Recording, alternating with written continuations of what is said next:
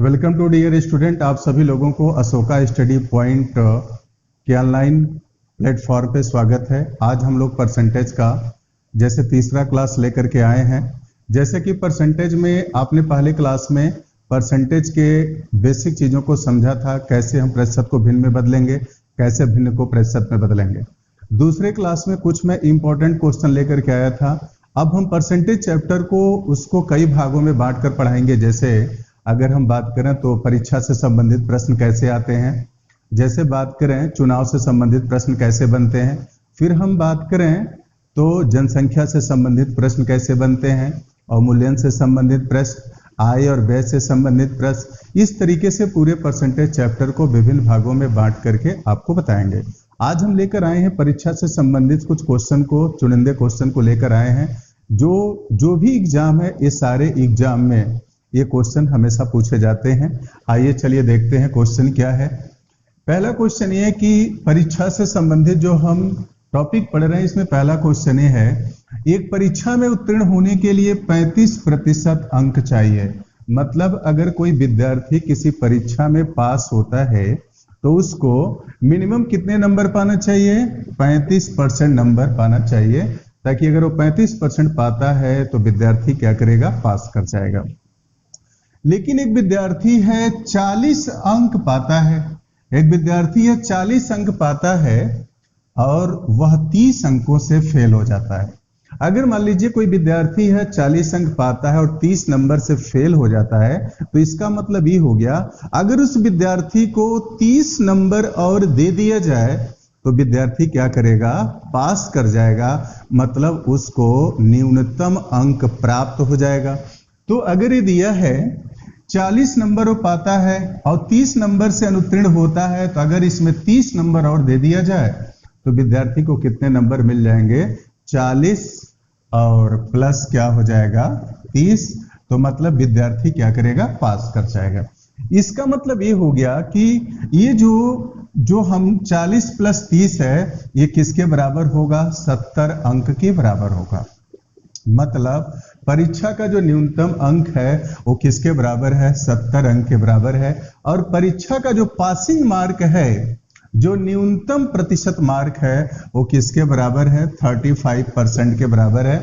इस तरीके से ये भी हमारा क्या है? परीक्षा का न्यूनतम अंक है, ये भी परीक्षा का न्यूनतम अंक है, और ये दोनों आपस में क्या होगा? बराबर होगा। अब सिंप्लीफाई करेंगे तो 35 से काटेंगे तो एक बार, और ये कितनी बार में कटेगा? 2 बार में।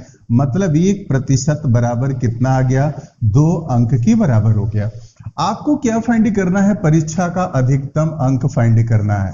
मतलब ये कहा जाए, अगर परीक्षा का अधिकतम अंक फाइंड करना है, मतलब परीक्षा के अधिकतम अंक का मतलब हमें 100% की वैल्यू हमें फाइंड करनी है।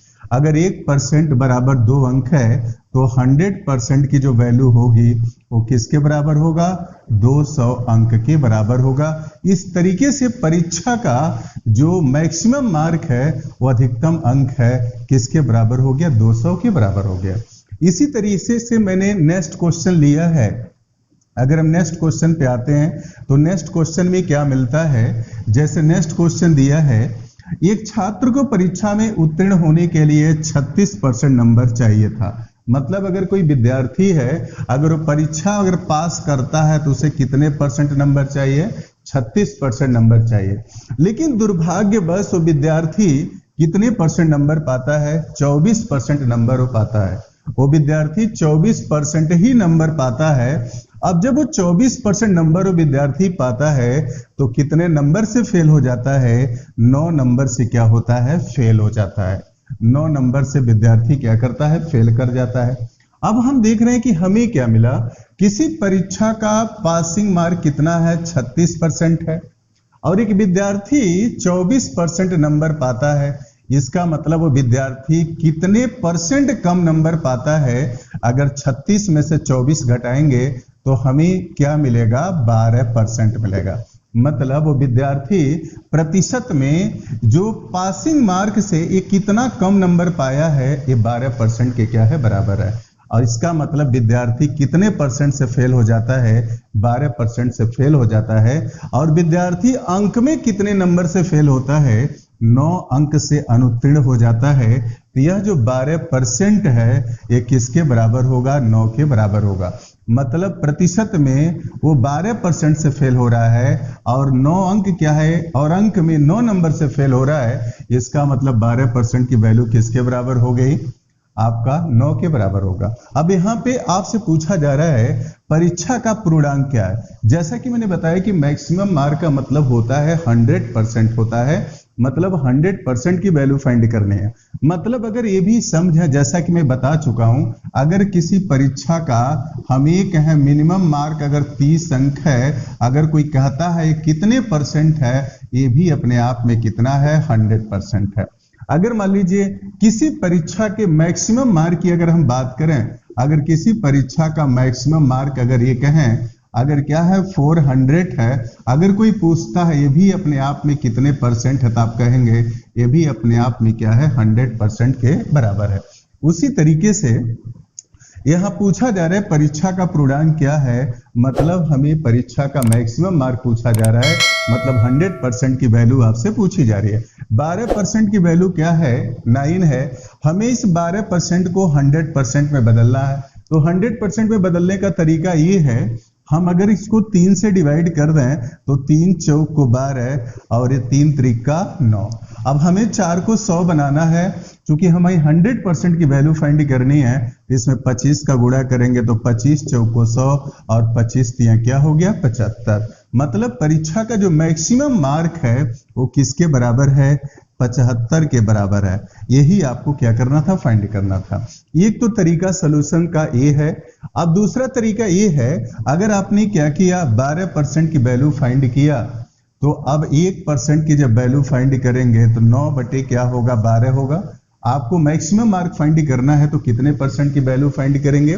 100% की। अगर हमें 1% को 100% हमें बनाना है तो किससे मल्टीप्लाई करेंगे? 100 से करेंगे। 100% हो गया, तो इधर भी हम 100 से मल्टीप्लाई करेंगे। 9 बटे 12 हो गया, 4 तिहाई 12 और 25 चौक को 100, 3 त्रिका 9। हमने मैक्सिमम मार्क क्या निकल गया? 75 अंक के बराबर हो गया। तो इस तरीके से वैल्यू ऑफ हम फाइंड कर सकते हैं। अब आते हैं नेक्स्ट क्वेश्चन की अगर बात करें, नेक्स्ट क्वेश्चन क्या दिया है? नेक्स्ट क्वेश्चन में कहा जा रहा है एक परीक्षा में एक छात्र को 30% अंक मिलते हैं। एक छात्र ऐसा अभ्यर्थी है जिसको 30% अंक मिलते हैं और वह छात्र 45 अंकों से फेल हो जाता है।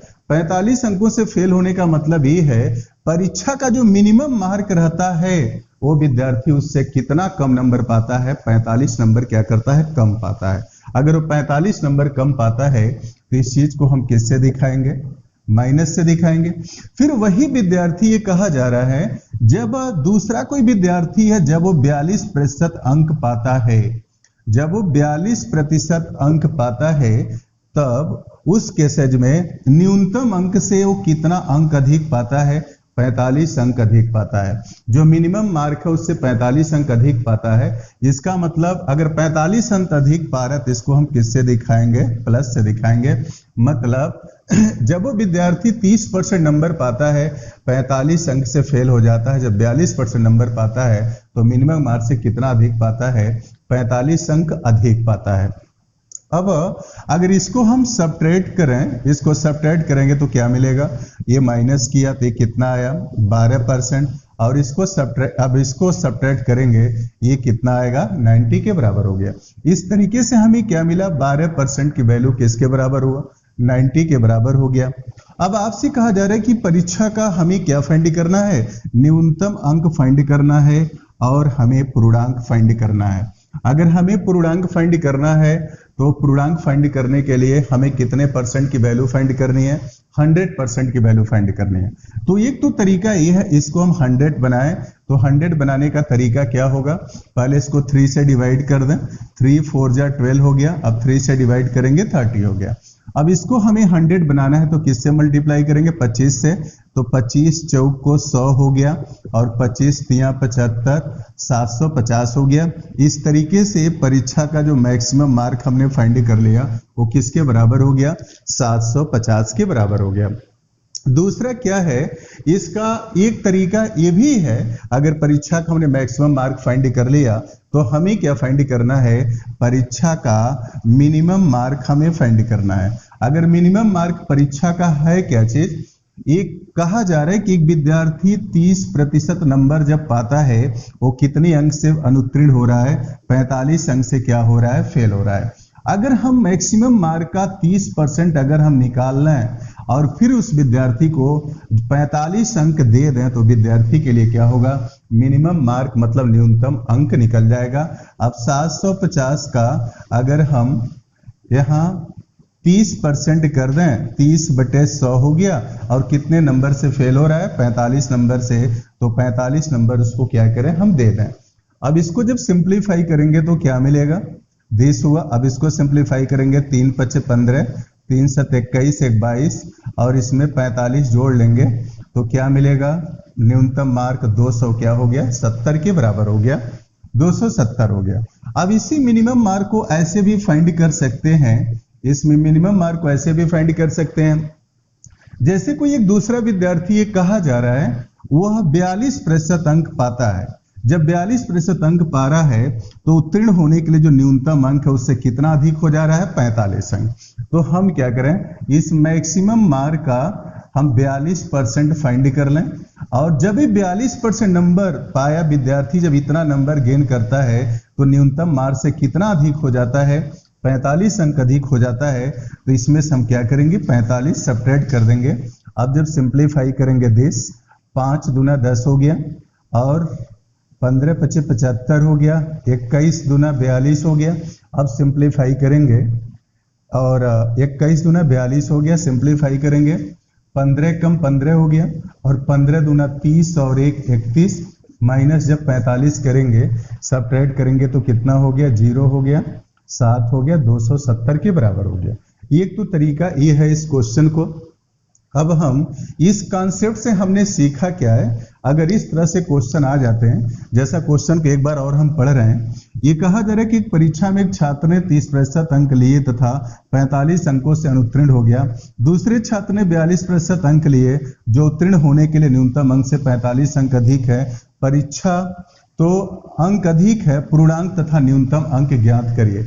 जब भी इस तरह के प्रॉब्लम्स आ जाते हैं तो ऐसे केसेज में हम क्या करते हैं, जो प्रतिशत मार्क होता है उसका हम अंतर कर लेते हैं। अब उस प्रतिशत मार्क का जब हम अंतर करेंगे तो क्या मिलेगा, 42% में से 30% घटाएंगे तो क्या मिलेगा, ये 12% मिला। अब विद्यार्थी जो है जब 30% नंबर पाता है तो 45 अंक से फेल होता है, और 42% नंबर पाता है तो 45 अंक अधिक हो जाता है। इस तरीके से जब 45 अंक कम और 45 अंक अधिक, मतलब पूर्णांक से 45 अंक कम और पूर्णांक मतलब न्यूनतम मार्क से 45 अंक, मतलब पासिंग मार्क से 45 अंक कम और पासिंग मार्क से 45 अंक अधिक, मतलब कम और अधिक का अगर अंतर करेंगे दोनों आपस में जुड़ जाएगा, तो 12% बराबर कितना हो गया, 90 के बराबर हो गया। अब हमें क्या करना है, मैक्सिमम मार्क फाइंड करना। जैसा कि मैंने बताया मैक्सिमम मार्क फाइंड करना तो मैं 100% की वैल्यू फाइंड करनी है।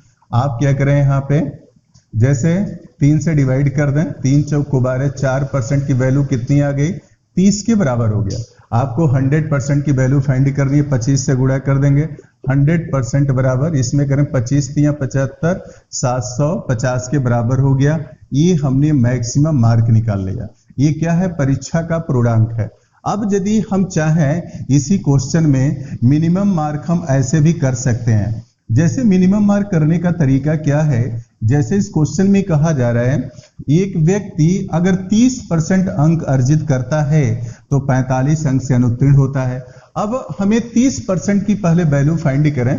यहाँ पे जैसे दिया है, अगर इसी को लेकर के चलें तो अगर हम ऐसे कहें, अगर यहाँ जैसे 12% की वैल्यू कितनी दी गई है, 90 दिया है, तो हम क्या करें, पहले हम क्या करें, जैसे कि 6% की वैल्यू फाइंड कर लें या 2% की वैल्यू यहां से निकाल लें, तो उससे हमें क्या होगा, 30% बनाने में आसानी होगा।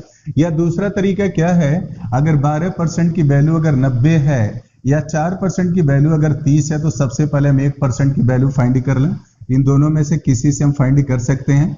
तो 1% की वैल्यू हमारी कितनी होगी, ये जो 1% की वैल्यू होगी वह 90 बटे क्या हो गया 12 हो गया। तो जो 30% की जो वैल्यू होगी 30% बराबर 30 गुणे 90 बटे 12। ये हमने क्या फाइंड कर लिया, जो विद्यार्थी ने मार्क गेन किया है। लेकिन जब इतना नंबर वो गेन कर रहा है तो कितने नंबर से अनुत्तीर्ण हो रहा है, 45 अंक से अनुत्तीर्ण हो रहा है। इसमें हम 45 क्या करेंगे, जोड़ देंगे। अब सिंप्लीफाई करेंगे तो तो मिलेगा क्या, 6 दूना 12, 6 पचे 30 और 45 दूना 90 हो गया। अब गुणा करेंगे 5 पचे 25, ये 225 प्लस 45 करेंगे, ये 270 के बराबर हो गया। इस तरीके से हम मिनिमम मार्क इस तरीके से भी फाइंड कर सकते हैं। अगर हम क्या करें, अगर इससे हम मिनिमम मार्क फाइंड करना चाह रहे हैं तो कैसे फाइंड करेंगे। सबसे पहले हम क्या करेंगे, इस कंडीशन से अगर निकाला है तो 42% की वैल्यू फाइंड करेंगे। 1% की वैल्यू 10 है तो 42% की वैल्यू होगी 42 गुणे 90 बटे क्या है 12। ये हमने 42% की वैल्यू निकाल लिया। जब विद्यार्थी इतना नंबर पाता है तो उत्तीर्ण होने के लिए न्यूनतम अंक से कितना अंक अधिक हो जाता है, 45 अंक अधिक होता है। तो इस 45 अंक को हम क्या करेंगे, घटा देंगे। अब सिंप्लीफाई करेंगे, 6 दूना 12 हो गया, 6 सत्ते 42 और 45 दूना 90 हो गया। अब सिंप्लीफाई करेंगे, 7 पचे 35, 7 चौको 28 और 3 31, माइनस जब 45 करेंगे ये किसके बराबर होगा, 270 के बराबर हो गया। इस तरीके से परीक्षा का न्यूनतम अंक क्या आ गया, 270 के बराबर हो गया। अब हम नेक्स्ट क्वेश्चन पे चलते हैं।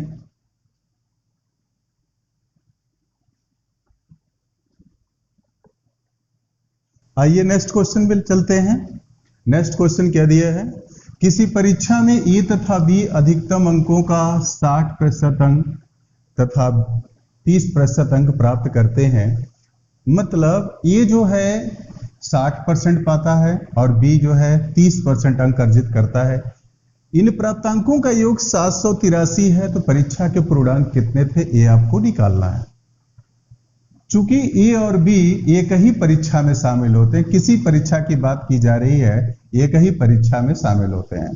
मतलब अगर एक ही परीक्षा में शामिल होते हैं तो दोनों के लिए जो मैक्सिमम मार्क है वो पूर्णांक क्या है, दोनों के लिए एक है। और ए इस मैक्सिमम मार्क का 60% नंबर पाता है और बी इस मैक्सिमम मार्क का 30% नंबर पाता है।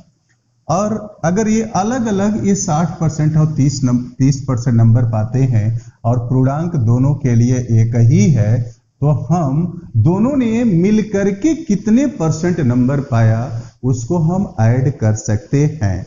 लेकिन अगर यही जो ए और बी जो दो परीक्षार्थी हैं, अगर पूर्णांक दोनों के लिए अलग अलग होता तो उन दोनों के प्रतिशत मान के लिए, दोनों के कुल प्रतिशत मान के लिए हम यहाँ 60% और 30% को जोड़ नहीं सकते थे अगर पूर्णांक अलग अलग होता तो।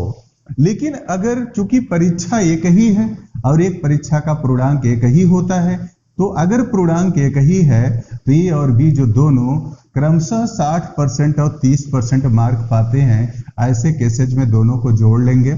60% और 30% किसके इक्वल होगा, ये 90% के बराबर हो गया। और यही इन प्राप्तांकों का योग किसके बराबर है, 783 है। ए और बी के दोनों प्राप्तांकों का कुल योग 783 के बराबर है। ये दोनों आपस में बराबर हो गया। आपसे पूछा जा रहा है कि परीक्षा का पूर्णांक क्या है। जैसा कि मैंने बताया कि अपने आप में मिनिमम मार्क हो या पूर्णांक हो अपने आप में 100% होता है।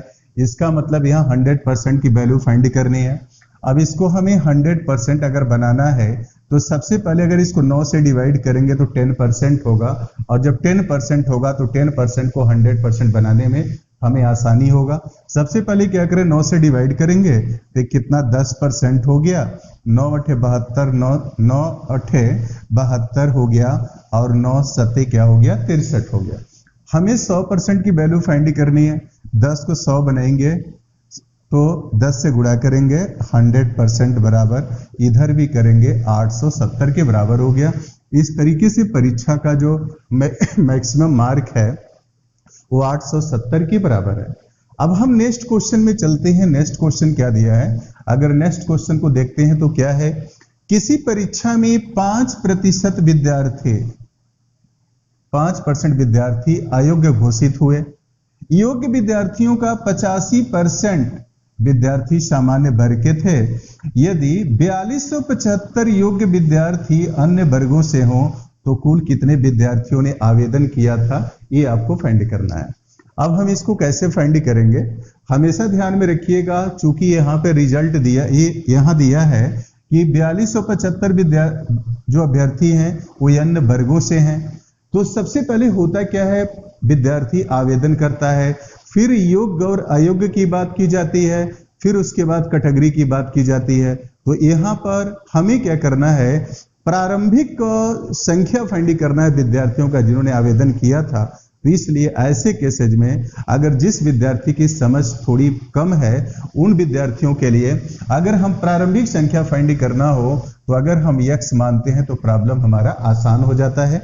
जैसे हमने सपोज कर लिया कि कुल x विद्यार्थियों ने आवेदन किया था। अब इस x विद्यार्थियों ने जो आवेदन किया था इसमें से 5% विद्यार्थी अयोग्य घोषित हो गए। इसका मतलब ये हुआ जो x विद्यार्थियों ने आवेदन किया था इसके 5% विद्यार्थी अयोग्य घोषित हुए। इसका मतलब ये है इसके हर 100 विद्यार्थियों में 5 विद्यार्थी अयोग्य हो गए। तो कितने विद्यार्थी योग्य हुए, 95। अगर हर इसके 100 में 5 विद्यार्थी अगर अयोग्य हैं तो कितने योग्य हुए, 100 में से 5 घटाएंगे तो क्या मिलेगा, 95। अगर 100 में 95 विद्यार्थी अगर योग्य हैं तो मतलब 95% विद्यार्थी क्या हैं, योग्य हैं। तो 95% इसका हमने फाइंड कर लिया। तो क्या निकल गया, योग्य विद्यार्थियों की संख्या निकल गई। आपसे कहा जा रहा है कि योग्य विद्यार्थियों में 85% विद्यार्थी सामान्य वर्ग के हैं। 85% विद्यार्थी सामान्य वर्ग के हैं। यदि 4275 योग्य अभ्यर्थी अन्य वर्गों से हैं, मतलब इन योग्य विद्यार्थियों में से 85% विद्यार्थी अगर जनरल के हैं तो कितने विद्यार्थी अन्य वर्गों के होंगे। अगर इसके हर 100 में से 85 विद्यार्थी अगर जनरल के हैं तो कितने विद्यार्थी अन्य वर्गों से होंगे। तो 100 में से जब 85 घटाएंगे तो क्या मिलेगा, 15। अगर 100 में से 15 विद्यार्थी अगर अन्य वर्ग से हैं, इसका मतलब अन्य वर्गों के विद्यार्थियों की संख्या कितनी है, 15% है। अगर हम इसका 15% हम फाइंड कर लें तो हमें अन्य वर्गों के विद्यार्थियों की संख्या निकल गई। इसको कर दिया 15/100। और आपके दिमाग में क्वेश्चन आ रहा होगा, सर आपने अन्य वर्गों के विद्यार्थियों की संख्या क्यों फाइंड किया है। इसके पीछे रीजन सिर्फ यही है क्योंकि यहाँ पे जो संख्या दी गई है अन्य वर्गों के विद्यार्थियों की संख्या दी गई है, इसीलिए हमने यहाँ सपोज कर लिया अन्य वर्गों के विद्यार्थियों की संख्या 4275 है। इसीलिए हमने अन्य वर्गों के विद्यार्थियों की संख्या फाइंड किया। यह किसके बराबर हो जाएगा, 4200 क्या आ गया, 75 के बराबर हो गया। ये 4275 हो गया। अब इसको जब हम सिंप्लीफाई करेंगे, सिंप्लीफाई कर दीजिए, 19 × 5 = 95 हो गया। 5 से काट दें, 5/40, 5×5 = 25, 5×5 = 25 और फिर 5×5 = 25। अब इसको जब सिंप्लीफाई करेंगे तो 19 × 4 = 76 हो गया। कितना बचा यहाँ पे, 4, कितना, 19 × 4 = 76, यहाँ 9 बचा, 19 × 5 = 95 हो गया। 15 × 3 = 45 हो गया। अब x की वैल्यू हम निकालेंगे तो 3 × this करेंगे तो कितने जीरो हैं, 4 जीरो हैं। तो 30,000 विद्यार्थियों ने इस परीक्षा में आवेदन किया था। इसी क्वेश्चन को ऐसे भी कर सकते हैं, अगर यहाँ पर दिया है अन्य वर्गों के विद्यार्थियों की संख्या दिया गया है, अगर हम इसको लेकर के अगर आवेदन करने वाले विद्यार्थियों की संख्या अगर फाइंड करें, मतलब अगर हम परिणाम से आवेदन करने वाले विद्यार्थियों की संख्या को फाइंड करें, अगर हम परिणाम से रिजल्ट से प्रारंभिक की ओर बढ़ें तो इसको हम उल्टा करके भी मल्टीप्लाई कर सकते हैं, तब भी आंसर हमें मिल जाएगा। यहाँ पे दिया है कि अन्य वर्गों के विद्यार्थियों की संख्या अगर 4275 है, 4275 है तो यहाँ पर क्या दिया है, 5% जो विद्यार्थी थे क्या थे, अयोग्य घोषित हुए थे। 5% विद्यार्थी अयोग्य घोषित हुए तो योग्य विद्यार्थी कितने हुए, 95%। तो 95/100 से गुणा न करके यहाँ पे 100/95 से मल्टीप्लाई कर देंगे। अब यहाँ पर कहा जा रहा है कि 85% विद्यार्थी क्या है, सामान्य वर्ग के हैं। 100 में 85 अगर सामान्य वर्ग का है तो अन्य वर्ग का विद्यार्थी कितना होगा? 15 होगा। अगर 100 में 15 अन्य वर्ग का विद्यार्थी है, मतलब 15% क्या है? अन्य वर्ग क्या है?